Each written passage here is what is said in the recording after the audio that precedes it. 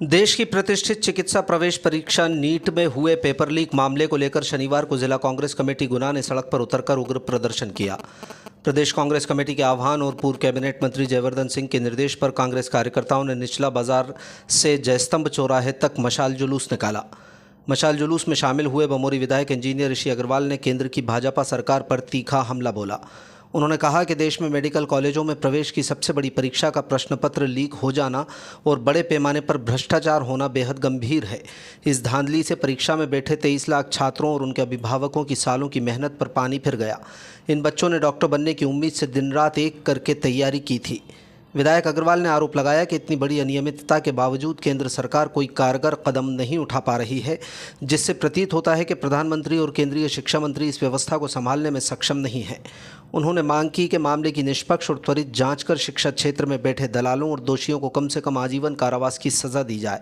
वहीं कांग्रेस ने मध्य प्रदेश के व्यापमं घोटाले का जिक्र करते हुए आरोप लगाया कि सरकार में बैठे लोग ही शिक्षा माफिया के साथ मिले हुए हैं। मशाल जुलूस में शामिल शहर अध्यक्ष रजनीश शर्मा ने भी इस कथित घोटाले को लेकर गहरा आक्रोश जताया। उन्होंने कहा कि पेपर लीक होने की वजह से ईमानदारी से पढ़ाई करने वाले छात्रों के भविष्य से खिलवाड़ होता है। वहीं जो लोग पैसे देकर पेपर खरीदते हैं वो आगे बढ़ जाते हैं।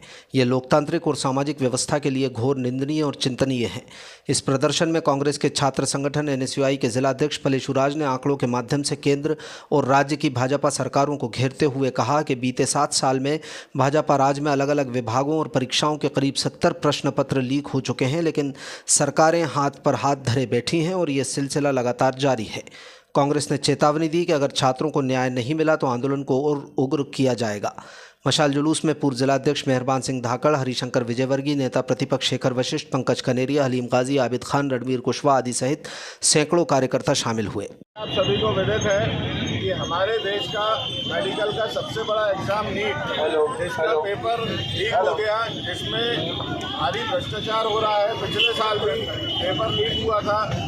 तो जो हमारे देश के बहुत सारे 22-23 लाख छात्र हैं जो ये नीट का एग्ज़ाम देते हैं, उनके परिवार वालों की उम्मीद होती है कि उनके बच्चे जो 2-3 साल की कड़ी मेहनत करके बड़े डॉक्टर बनेंगे, अपने गांव का, अपने परिवार का, अपने शहर का नाम रोशन करेंगे और अपने देश की सेवा करेंगे। इतने बड़े एग्ज़ाम में हर साल अनियमितता हो रही है। जो सरकार है, केंद्र सरकार है, शिक्षा मंत्रालय है, नीट का एग्ज़ाम पारदर्शिता से नहीं करा पा रहा है। उसी के संबंध में पूरी जो कांग्रेस पार्टी है, उन्हीं के विरोध में, केंद्र मंत्री के विरोध में, केंद्र सरकार के विरोध में, नरेंद्र मोदी जी के विरोध में ये आज मशाल जुलूस का आयोजन किया गया है। और हम सब की मांगे हैं कि इसमें बहुत निष्पक्ष जांच होनी चाहिए और निष्पक्ष जांच होने के साथ जांच जल्दी हो और जो भी लोग दोषी पाए जाएं उनको कम से कम तो भी आजीवन कारावास जैसी सज़ा होनी चाहिए। क्योंकि ये जो भ्रष्टाचार है, ये जो पेपर लीक का घोटाला है, ये जो बड़े बड़े दलाल बैठे हुए हैं शिक्षा तंत्र में, जो पेपर लीक करते हैं और जो काबिल छात्र हैं, जो मेहनती छात्र हैं, उनका हक छीनते हैं, तो ये उन सारे परिवारों की उम्मीदें छीनते हैं जिनने अपने किसी न किसी माता पिता ने गिरवी लेके पैसा कर्ज लेके अपने बच्चों की कोचिंग फीस भरी होगी। जो आज उस एग्ज़ाम को उत्तीर्ण कर लिया और एग्ज़ाम कैंसिल हो जाता है तो आगे फिर उनको मेहनत करनी पड़ेगी। तो हमारी मांग है कि कम से कम जो लोग दोषी पाए जाएं, इसमें एक तो जल्द जांच हो, जल्द कार्रवाई हो, और जो लोग दोषी पाए जाएं उनको उम्र कैद बराबर सज़ा मिलनी चाहिए, जिससे ये घोटाले बार बार ना हो और बच्चों के भविष्य के साथ बार बार खिलवाड़ ना हो।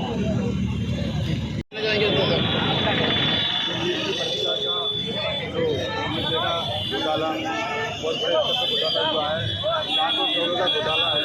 हम केंद्र सरकार से हमारे एक ही प्रश्न है कि हमारे लाखों छात्र जो इनकी तैयारी करते हैं, सालों साल तैयारी करते हैं, और उसका परिणाम सबको जीरो प्राप्त होता है। होता ये है कि बड़े लोग हैं वो पेपर खरीद लेते हैं। मैं तो ये कहता हूँ कि चलो आज के साबित हो गया कि उन्होंने पेपर खरीदा और ये बात आउट हो गई। बहुत बार ऐसा भी होता है कि पेपर आउट हो जाता है लाखों में और उनका भविष्य अंधकार में हो जाता है। तो पैसे से व्यापारी लोग जो पैसे से पेपर खरीदते हैं वो लोग आगे बढ़ जाते हैं और नंबर प्राप्त कर लेते हैं। और जो बेचारे परीक्षार्थी रहते हैं, जो मेहनत करते हैं, उनकी मेहनत सफलता में तब्दील हो जाती है। हमारा टारगेट करना है सरकार से कि ऐसी अगर नौबत आती है तो ऐसे लोगों पर आप सख्त से सख्त कार्रवाई करें। आगे से कभी भी ऐसी नौबत ना आए जिससे हमारे छात्रों के साथ खिलवाड़ हो।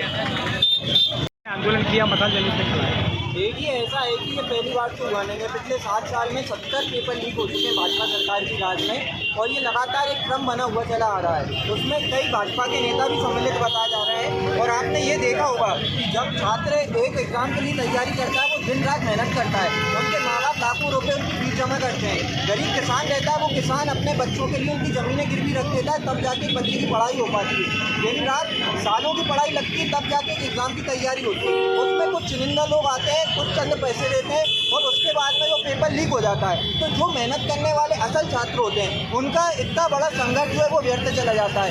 इसमें भाजपा सरकार का बड़ा दिमाग से उन्होंने काम किया है। जितने भी नेता मंत्री उनके रहे, उन सब ने एनटीए को दोषी ठहराया है। जो एनटीए वो दोषी है, पर भाजपा के जो शिक्षा मंत्री हैं धर्मेंद्र प्रधान जी, क्या उनको इस्तीफा नहीं देना चाहिए? क्या नरेंद्र मोदी जी को इस्तीफा नहीं देना चाहिए? कितना बड़ा घोटाला करते हैं ये नीट का एग्जाम रहता है, उसके बाद में डॉक्टर बनते हैं। जो डॉक्टर बनते हैं, अगर वो चोर रास्ते से डॉक्टर बनेंगे तो किस तरीके का इलाज होगा आने वाले समय में, हमें ये भी इस पर ध्यान देना चाहिए। जब एग्ज़ाम होता है, नीट पेपर का एग्ज़ाम होता है, उसका कुछ दिन पहले गैस पेपर लीक हो जाता है। उसमें मार्क्स के अकॉर्डिंग उनके इतने हो जाते हैं कि आराम से बच्चे क्वालिफाई हो जाए। जो एक बीजेपी के नेता है, उनका बताया गया है कि एक घर में ही 5 जनों का एक लीक हो चुका है। उन लोगों को 5 जनों का सिलेक्शन हो गया।